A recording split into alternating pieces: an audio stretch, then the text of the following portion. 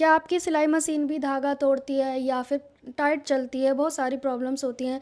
तो एक मैं छोटा-सा सॉल्यूशन आपको बताने वाली हूँ। अपनी मशीन में क्या ऐसा करते रहना चाहिए जिससे हमारी मशीन जो है स्मूथ भी चले और अच्छे से चलती रहे, हमें बार-बार परेशान ना करे। तो वैसे मेरी मशीन बिल्कुल ठीक है, पर मैं इसकी कुछ चीज़ें करने वाली हूँ, तो मैंने सोचा मैं आपके साथ शेयर कर देती हूँ। कुछ लोग बोलते हैं कि हमारी सिलाई नीचे की ख़राब आ रही है, कुछ लोग बोलते हैं ऊपर की सिलाई ख़राब आ रही है, कुछ लोग बोलते हैं कि हमारी जो मशीन है वो बहुत आवाज़ कर रही है, टाइट चल रही है, सुई तोड़ रही है, टाप दे रही है, इतनी सारी समस्याएँ बताते हैं। तो इन सारी समस्या का मैं 1-2 चीज़ बताऊँगी, हो सकता है आपके मशीन में ऐसा हो। तो वो क्या चेंज करना है, इस वीडियो को आप पूरा देखना। सबसे पहले तो हमें एक पेचकस चाहिए। जो मैं करूँगी वो आप रेगुलर अपने घर में मशीन में कर सकते हैं। इन छोटी-छोटी चीज़ों के लिए आपको किसी मिस्त्री को दिखाने की बिल्कुल भी ज़रूरत नहीं है। जब समस्या बहुत ज़्यादा आ जाए, जितनी मैं चीज़ें बताऊँगी वो सारी चीज़ें करने के बावजूद भी प्रॉब्लम सॉर्ट आउट नहीं हो रही है, फिर आप मैकेनिक को दिखा सकते हैं, मशीन वाले को दिखा सकते हैं। तो चलिए स्टार्ट करते हैं, पास से देखेंगे। चाहे आपकी छोटी मशीन हो, चाहे आपकी बड़ी मशीन हो, ये प्रोसेस आपको करते रहना चाहिए, ठीक है? इस पत्ती को ऐसे उठाकर यहाँ पर कर देंगे। मैं निकालूँगी नहीं क्योंकि मुझे लगाना तो है ही बाद में, ठीक है? ये जो दो पेच है ना, ये पेच को खोलना है, चाहे छोटी मशीन हो बड़ी मशीन हो, ईज़िली आप इसे खोल सकते हो, कोई प्रॉब्लम नहीं आएगी, ठीक है? तो इसको ये पेचकस मैं खोल लूँगी इस तरह से और इन्हें पास में सही जगह पे रख दें ताकि खो ना जाए। तो मैं एक डिब्बे के पास रख दूँगी इसे, यहाँ पर रख देंगे ताकि ये खो ना जाए, ठीक है? अब इसको हम हटाएँगे। ध्यान रहे सुई ऊपर की ओर है और हमारा ये जो फुट है ये भी अभी हमने ऊपर किया हुआ है। अब इसमें गंदगी देखो कितनी ज़्यादा है। इसके लिए आपको क्या करना है, इस तरह का ये आप ले सकते हैं ब्रश, ये आपको मिल जाएगा इज़िली हार्डवेयर की दुकान पे और ये 15 से 20 रुपए का आ जाता है, अभी भी आपको सस्ता मिल जाएगा। तो ये ब्रश पेंट वाला होता है, इसको आप लेंगे और यहाँ की जो गंदगी है इसको साफ़ करेंगे। को ना ये जो पेच, ये जो दाँतें हैं ना, यहाँ पे साफ़ करना है। ये आप देख रहे हो कितनी गंदगी है, सुई की सहायता से देख रहे हो कितनी नीचे भी गिरा दी मैंने। ये देखो कितनी गंदगी है। इस जगह पे अगर आप ऑयलिंग कर दोगे, पता है ऑयलिंग कब करना चाहिए, वो सारी मिस्टेक्स के बारे में भी बताऊंगी मैं। ये ऐसे हमें गंदगी को हटाना होता है, ठीक है? ये स्पेस बिल्कुल भर जाता है गंदगी से क्योंकि हम बुकरम वगैरह का यूज़ करते हैं ना, इसीलिए। अब इस ब्रश की सहायता से गंदगी को साफ़ करेंगे।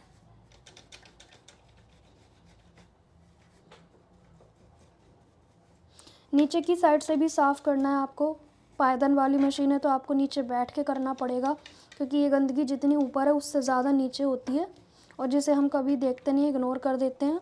तो नीचे बैठ के आप इस तरह से ब्रश से हर तरफ से करते रहोगे और धीरे धीरे आप मशीन को चला चला के साफ़ करोगे ताकि हर एंगल में ये शटल जो है वो साफ़ हो जाए, सुई को नीचे ऊपर करते करते, ठीक है? अभी इसमें इस जगह पे गंदगी है, यहाँ पे ये जो दांतें हैं ना इसके आसपास, तो हमें क्या करना होगा, यहाँ पे गंदगी है, यहाँ पे ये, तो आप इसमें थोड़ा सा फूंक भी मार सकते हैं। अगर आपके पास एयर वाला मशीन है तो उससे कर सकते हैं, ठीक है? इस तरह से इस गंदगी को साफ़ करेंगे, लेकिन ऑयलिंग नहीं करनी होती है। बहुत सारे लोग पता है सोचते हैं ऑयल कर दो मशीन से छुटकारा मिल जाएगा, बट आपकी ये गलती है। इसकी सर्विस आप घर पे ही कर सकते हैं। ये छोटी मोटी चीज़ें आप खुद कर सकते हैं। और बहुत सारे लोग कहते हैं कि हमारी ना कपड़ा आगे को नहीं फेंकती है, तो छोटी मशीन में आप घर पे ही दांतें चेंज कर सकते हैं। 30-40 रुपए के आ जाते हैं। जो 2 पेच लगे हैं ना, इसको हटा के दूसरे लगा सकते हो आप छोटी मशीन में। बड़ी में तो अभी मुझे भी नहीं आता है, मैं छोटी मशीन की बात कर रही हूँ, ठीक है? तो आप ये चेंज भी करा सकते हैं। ये हो गया। अब इसके बाद हमें करने हैं ये वाला पेच, यहाँ पे भी गंदगी होती है। इस पेज को भी संभाल के रखेंगे साइड पे। एक ये वाला पेज होता है, आप इसका पहले फ़ोटो खींच लें कि किस तरह से ये लगा हुआ था, वरना आपको समझ में नहीं आएगा। आप उल्टा लगा दो, वैसे ये चीज़ से पता चल जाएगा आपको। ये छोटी मशीन में भी होता है, बड़ी मशीन में।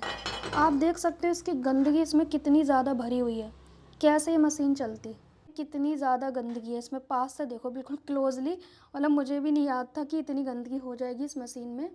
देखो कितना ज़्यादा गंद भरा पड़ा है इसके अंदर, ऊपर से नीचे तक, अंदर तक। तो इसमें हमें अपने हाथ ना डाल के ब्रश डाल के साफ़ करना है, ठीक है? तो फ़िलहाल इसको हम ऐसे कर देते हैं, नहीं तो सारी गंदगी नीचे चली जाएगी। तो मैं यहाँ कपड़ा रख लूँगी। इस तरह से साफ़ करना है, क्लीनिंग करनी है इसकी, ठीक है, बहुत ही सॉफ्टली। वैसे तो ये मतलब इतना भी नाजुक नहीं होती चीज़ें। और ये देखो यहाँ पे थ्रेड भी है। ये सारी चीज़ें हमें साफ़ करने की बहुत ज़्यादा ज़रूरत होती है। और भी बहुत सारी चीज़ें बताऊँगी, अब बस आपको क्या है, वीडियो को देखते रहना है। ये कितने गंदगी हो रखी है यहाँ पे। और आप क्या करते हो, बस ऑयल डाल देते हो। ऑयल डालना ही सॉल्यूशन नहीं होता ना, और भी बहुत सारी चीज़ें होती हैं। ऐसे ही आपको थोड़ी देर करते रहना है, ताकि आपकी ये जो मशीन के अंदर जितनी भी गंदगी है वो सब क्लीन हो जाए, साफ़ हो जाए और बहुत ही अच्छे तरीके से हो जाए। इससे भी पतला ब्रश है तो उससे भी आप कर सकते हो, या इस तरह से हर तरीके से आपको ये जितने भी इसके पुर्जे हैं ना, काफ़ी देर तक करते रहोगे ना तो ये अपने आप ऑटोमेटिक साफ़ होने लग जाएगी। आपको ज़्यादा बल का प्रयोग नहीं करना है, बस ये जो ब्रश है ना इसकी सहायता से आपको करना है। ये बहुत ही इंपॉर्टेंट चीज़ें होती हैं। अगर आप ऑयलिंग कर दोगे ना और गंदगी को साफ़ नहीं करोगे तो ये जो गंदगी है वो ठोस हो जाएगी।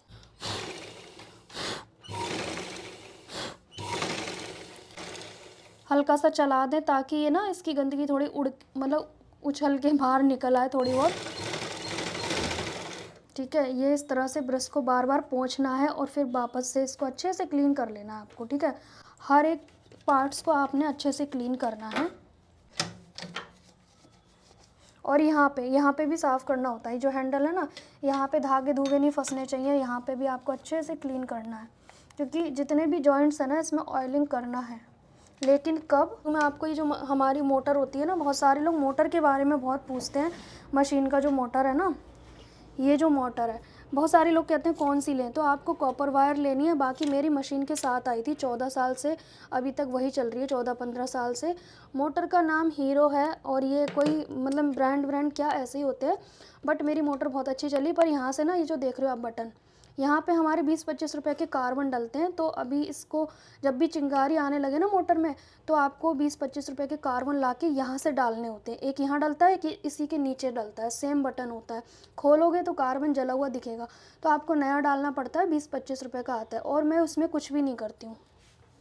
यहाँ पर भी हमें इस तरह से साफ़ करना होता है, जो है ना शटल, इसके पास ब्रश से ऐसे करके इस तरह से। कितनी गंदगी होती है यहाँ पे भी। मैंने छुटा दी इसको गंदगी को, पहले वीडियो में आपको दिखा रही हूँ, पर मैं साफ़ कर चुकी हूँ। जब तक करते रहना चाहिए ये चीज़ें, पर इस ब्रश से ही कर सकते हो आप।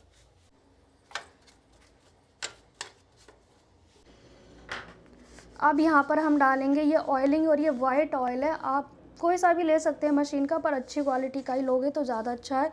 ये वाइट वाला लेकर आती हूँ मैं, ठीक है। तो ये कई साल में डालती हूँ मैं, 2-3 साल हो जाते हैं मुझे ये ऑयल करते हुए। अभी मैं आपकी वजह से डाल रही हूँ, समझाने के लिए। अदरवाइज़ मैं इसे अभी बंद कर देती और मैं इसमें ऑयल नहीं डालती। हद से ज़्यादा ऑयल नहीं देना चाहिए अपनी मशीन में। पर ये बात मेरी कोई मानता ही नहीं है। मैं अपने एक्सपीरियंस से बोल रही हूँ ये चीज़। हर वक्त ऑयल देते रहोगे तो उसकी जो समस्या है वो उभर के नहीं आ पाएंगी मशीन की। मान लो कोई समस्या, आप ऑयल डाल रहे हो, फिर आपने नोटिस किया होगा ऑयल डालने के बाद 1-2 दिन सही चलती है, फिर वापस वैसी हो जाती है, क्योंकि आप उस चीज़ को दबा रहे हो। प्रॉब्लम है तो उसे आने दो, प्रॉब्लम नहीं है तब आप ऑयल डालो। लेकिन प्रॉब्लम को बार बार दबा रहे हो, वो चीज़ सही नहीं होती है, ठीक है। तो ये ऑयल इस तरह से डालेंगे सभी होल्स में। और जब भी आप ये ऑयल वगैरह डालें ना, तो आप ध्यान रखें कि लाइट कलर का कपड़ा नहीं सिलना है। 1-2 दिन डार्क कलर का कपड़ा सिलना है। तो आज मुझे ब्लैक सिलना है, इसीलिए मैंने इस पे ऑयलिंग डाला है, ठीक है। तो इस चीज़ का ध्यान रखना है, वरना फिर आप कहोगे कि मशीन के इसका दाग लग गया, तो वो चीज़ मतलब आप ध्यान रखना, ठीक है। जितने भी होल्स हैं इन सभी में ऑयलिंग करेंगे। यहाँ पे भी एक होल है, ये देखो, इसके अंदर एक कपड़ा सा आया था, वो फ़िल्टर मैंने अभी तक नहीं हटाया है। मतलब इतना ज़्यादा चीज़ों पे फोकस करती हूँ मैं। ये जितने भी जॉइंट्स हैं इसमें सब में ऑयल डालने हैं, जितने भी होल्स हैं। मतलब जिस दिन क्लीनिंग करनी है अच्छे से करनी है और अच्छे से ऑयल डालना है। आप गंदगी पे ही ऑयल डालते रहते हो, वो सही नहीं है ना। गंदगी पे ऑयल डालोगे तो वो जो रुआं है वो ठोस हो जाएगा। ठोस होने के बाद सुई को तोड़ेगा, है ना। तो ठोस नहीं होना चाहिए रुआं। रुआं पहले साफ़ करोगे, उसके बाद आपको ऑयलिंग करनी है। सबको मैंने नोटिस किया है कि बस ऑयल डाल दो ठीक हो जाएगा। ऑयल डालने से क्या है, चीज़ें ठोस हो जाती हैं। जितने भी जॉइंट से थोड़ा सा हिलाते हुए,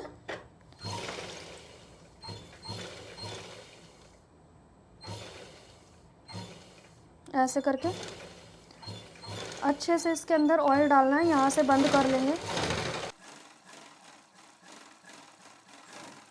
काफ़ी अच्छे से हमने इसकी ऑयलिंग कर दी है। इसी तरह से मैं ओवरलॉक की मशीन की करती हूँ, ठीक है जी। इससे क्या होगा, जंग वगैरह भी नहीं आता ठीक से अगर आप ऑयलिंग करोगे तो। लेकिन मैं कई सालों में करती हूँ। मेरी बात का आप यकीन करो या ना करो, क्योंकि कुछ लोग पहले भी वीडियो डाली थी मैंने तो उसका यकीन ही नहीं करा था लोगों ने कि ऐसा नहीं होता है, कि आप ऑयलिंग नहीं करते हो, गलत सिखा रहे हो। मैं गलत नहीं सिखा रही, मैं एक्सपीरियंस बता रही हूँ, ठीक है। अगर आपको मान लीजिए आपको कोई बीमारी है, आप बार बार पैरासीटामोल खाते रहोगे तो वो बीमारी कभी उभर के नहीं आएगी, और जब आएगी तो उसका इलाज भी नहीं होगा। तो जो चीज़ें हो रही हैं उसे होने दो, जो भी प्रॉब्लम्स आ रही हैं उन्हें आने दो, तभी वो सॉल्व हो पाएंगी, राइट। अब इसको हम वापस से लगा देंगे, सभी चीज़ें हम वापस से लगा देंगे। हमने कौन से पेज कहाँ से खोले हैं वो ध्यान रखने हैं। ये देखो मैंने फिर से हटा दिया। अब मैं इसको लगाऊंगी, लगाने से पहले मैं अच्छे से चेक करूँगी कि ये ऐसे करके, ठीक है। अब सुई की जो होल है उसमें सुई सेट आ जानी चाहिए, पर धीरे से प्यार से देखेंगे। सेट हो गई मेरी बिल्कुल सेंटर में। अब मैं पेच को लूँगी, एक इधर रख दूँगी, एक इधर रख दूँगी। अब इसका एक तरीका है, आपको लगता है कि एक तरफ का कान ऐंठ दो, ठीक है, नहीं, हमें दोनों तरफ के पेच बारी बारी बंद करने हैं। एक तरफ का करोगे तो एक तरफ टेढ़ा हो जाता है, एक तरफ मतलब खिंचाव सा महसूस हो जाता है इसके अंदर। मतलब आप नोटिस करना, अगर आपने एक पहले लगा दिया और दूसरा बिल्कुल भी नहीं लगाया तो एक साइड को भागेगा, सुई के होल में टेढ़ापन आ जाएगा, वो नहीं करना है। धीरे धीरे दोनों साइड इक्वल, जैसे कि ये दोनों बराबर के हैं, ट्विंस पेच है और इनको बराबर मात्रा में कसना है, ऐसा आप सोच सकते हैं। एक बार इधर, एक बार इधर। जिसको ये समझ में नहीं आता है वो पहले फ़ोटो खींचे, उसके बाद खोलें, ताकि आपको याद रहे कि भाई ये कैसे लगा हुआ था, ठीक है। अब उसके बाद ये वाला पार्ट लगाएंगे।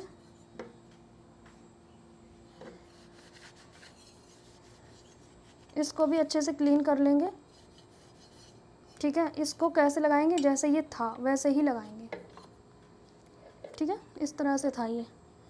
एक पेज हम पहले नीचे वाला लगाएंगे, इस तरीके से हल्का कसेंगे, ज़्यादा नहीं कसेंगे इसको पहले, फिर इसको ऊपर वाले में लगाएंगे, ठीक है। इस तरीके से हम इसको कस देंगे।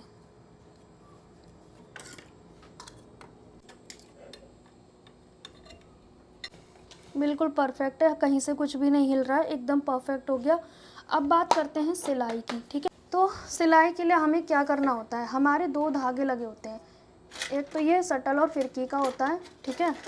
ये वाला हमारा धागा है ना, ये वाला, ये ऐसे करके आएगा और इसे हम अपने सटल में लगाएंगे, बॉबिन केस में लगाएंगे, सॉरी। और इसको नीचे जैसे आप लगाते हैं वैसे ही लगाओगे। अब पास से देखेंगे तो देखिए, अभी मुझे सुई में धागा नहीं डालना था, निकाल देती हूँ, ठीक है। अभी मैंने यहाँ के इस वाले होल में सब में लगा लिया धागा, और मैंने नीचे लगा लिया है। इन दोनों का जो प्रेशर है ना, इन दोनों धागे का खींच के देखना है आपको, एक बराबर है या नहीं। इस तरह से अगर ये दोनों एक समान है तब तो ठीक है, अगर ये ढीले और टाइट है तो सिलाई गड़बड़ होती है। तो ये वाला धागा यहाँ से टाइट होता है, ठीक है। आपका ये छोटी मशीन में यहाँ पे होगा, ये वाला जो पार्ट्स है वो यहाँ पे होगा छोटी मशीन में। मेरा ये बड़ी मशीन है अम्ब्रेला, तो ये यहाँ पे है। इसको ढीला टाइट करने से आपको आइडिया लग जाएगा कि धागा टाइट है लूज़ है। लेकिन कई बार क्या है ना, इसमें ना गंदगी फंसी होती है, तो वो टाइट करने के बावजूद भी टाइट नहीं होता, तो इसकी गंदगी को भी साफ़ करते रहना आपको, ठीक है। फिर उसके बाद नीचे अगर ढीला टाइट हो रहा है तो इसके पास एक होल वो है, पेच है। आपको ये छोटा पेच नहीं खोलना, ये जो बड़ा वाला पेच है ना, दिख रहा है ना आपको, ये वाला पेच, इससे लूज़ टाइट होता है। तो इस धागे का जो बैलेंस है इस पे डिपेंड करता है, इसको लूज़ करोगे तो लूज़ हो जाएगा, इसको टाइट करोगे तो टाइट हो जाएगा। और दूसरा ये कि अगर ये अपना बैलेंस संभाल पा रही है तो इसका मतलब बिल्कुल परफेक्ट है, गिर रही है अपने आप तो ये सही नहीं है, ठीक है। और टाइट है तो भी सही नहीं है। तो हमारा ये और आराम से खिंच रहा है, देख रहे हो आप, आराम से खिंच रहा है मेरा ये। इन दोनों का बैलेंस पे ध्यान देना और कुछ नहीं करना है बस। नीचे की सिलाई ख़राब है तो ऊपर वाले को छेड़ो, ऊपर की सिलाई ख़राब है तो नीचे वाले को छेड़ो। लेकिन ध्यान रहे, सब कुछ करने के बावजूद भी एक गलती हो जाती है सबसे, इसके अंदर गंदगी फंसी है तो वो पेच भी काम नहीं करेगा जहाँ ऑलरेडी गंदगी फंसा रखी है, तो है ना। यहाँ पे भी ऑलरेडी गंदगी फंसी है इस वाले पॉइंट पे, ठीक है, स्प्रिंग के बीच में। तो भी कोई काम नहीं करेंगी। तो यहाँ भी सफाई होनी चाहिए, यहाँ भी सफाई होनी चाहिए, उसके बाद सारी चीज़ें होनी चाहिए। सो गाइज़, आज की वीडियो आपको कैसी लगी कमेंट करके ज़रूर बताना। ये सारी चीज़ें करके देखो, आपकी सिलाई भी अच्छी आएगी। लेकिन ऑयलिंग जब करना, जब पूरी गंदगी साफ़ हो जाए। और जो अफवाह है कि हर वक्त मशीन में ऑयल डालो, तो ज़रूरी नहीं होती है। हद से ज़्यादा पानी डालते हैं ना पौधे में, तो जड़ सड़ जाती है। हमेशा जड़ के लिए ना, पौधे की जड़ के लिए कैसे होनी चाहिए मिट्टी, चिकनी मिट्टी में नहीं होती है चीज़ें, उसमें थोड़ा सा बदरफूल डालते हैं और थोड़ी मिट्टी डालते हैं, थोड़ा रेता, ताकि उसकी जड़ों में एक छोटा छोटा गैपिंग बनी रहे। छोटे छोटे जो बदरपुर के कंकड़ होते हैं ना, वो गैपिंग को मेंटेन रखते हैं, जिससे कि जो पौधे की जड़ है वो कभी सड़ती नहीं है। लेकिन चिकनी मिट्टी में आप डेली पानी डालो और पौधे में, तो पौधे की जड़ सड़ जाएगी। हर चीज़ का एक संतुलन होता है, उस पर ध्यान देने की बहुत ज़्यादा ज़रूरत है। इसी तरह से मशीन पे, लेकिन फिर भी आपको मेरी सलाह सही ना लगे तो आप इसको डेली ऑयल पिला सकते हैं, आपकी मर्ज़ी। पर मेरी मशीन 15 साल में आज तक का रिकॉर्ड है, बिल्कुल परफेक्ट चल रही है। मोटर मैंने कभी चेंज नहीं की, जो मोटर आई थी वही चल रही है। और बस मैं कार्बन चेंज करती हूँ 20-25 रुपए के, और आज तक मैंने कुछ नहीं किया अपनी मशीन के साथ। आप सोच सकते हो, बाकी इसकी टेक केयर भी मैं अच्छे से करती हूँ और पूरा दिन चलती है, आप ये भी सोच सकते हो। फिर भी इसका लुक वगैरह सब बिल्कुल परफेक्ट है। अच्छे से अपनी चीज़ों की केयर करें। मुझे बहुत सारे कमेंट आते हैं एक्चुअली छोटी बड़ी मशीन के लिए, इसलिए मैंने सोचा आपके साथ मैं शेयर कर देती हूँ। और मुझे साफ़ भी करनी थी अपनी मशीन, तो बस, क्योंकि ऐसे तो मुझे याद रहता नहीं है कि मशीन की मैं वीडियो बना दूँ। सो गाइस, मिलेंगे नेक्स्ट टाइम, तब तक के लिए बाय बाय।